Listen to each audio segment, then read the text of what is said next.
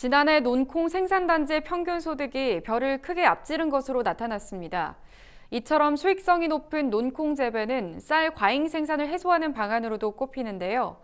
논콩 재배를 늘리기 위해선 쌀 생산 조정제를 재개하는 등 적극적인 정책 지원이 필요하다는 목소리가 나옵니다. 손현진 기자입니다. 지난해 전국 논콩 재배 소득이 벼를 크게 앞선 것으로 조사됐습니다. 농림축산식품부가 지난해 10월부터 12월 15일까지 논콩 생산단지 83곳과 논벼 재배 지역 39곳을 조사한 결과 논콩 생산단지의 평균 소득은 시바르당 108만 8천 원으로 나타났습니다.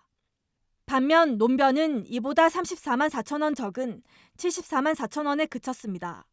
단위 면적당 평균 소득을 비교했을 때 논콩이 벼를 46% 앞선 겁니다.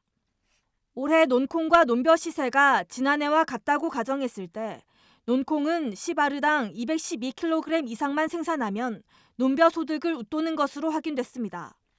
이에 농식품부는 논콩 재배 농가들에 대한 지원을 확대해 안정적인 재배 면적을 확충할 계획입니다.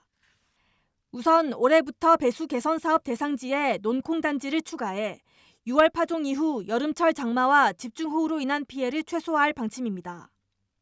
또 콩 종합 처리장에서 공동 선별하면 그 비용을 50% 지원합니다. 논콩 재배 기술을 지도하기 위한 컨설팅 추진단도 운영됩니다.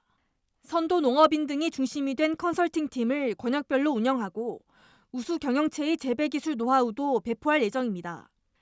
농식품부는 이 같은 논콩 재배 지원을 통해 콩 자급률을 높이고 쌀의 구조적인 공급 과잉 문제도 해결한다는 방침입니다.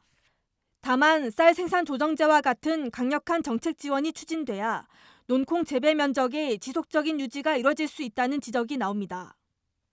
쌀 공급 과잉 해소와 벼 적정 재배를 위해 2018년부터 3년간 추진된 이 제도는 지난해 중단된 데 이어 올해도 예산이 편성되지 않았습니다.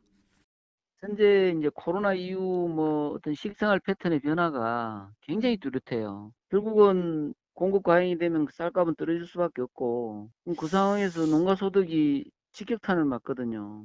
이제 예전에는 벼 심다가 안 심으면 한 300만 원에서 400만 원을 줬어요. 근데 올해는 정부가 지원하는 금액이 없어요. 예산이. 또 논콩 재배 농가들을 위한 농기계 지원 확대 등 장기적인 지원 계획을 마련해야 한다는 목소리도 나왔습니다.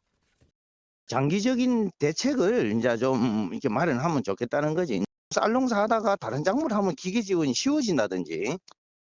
논콩 농가들의 이탈을 막고 재배 면적을 확대하기 위한 정부의 적극적인 대책 마련이 필요해 보입니다.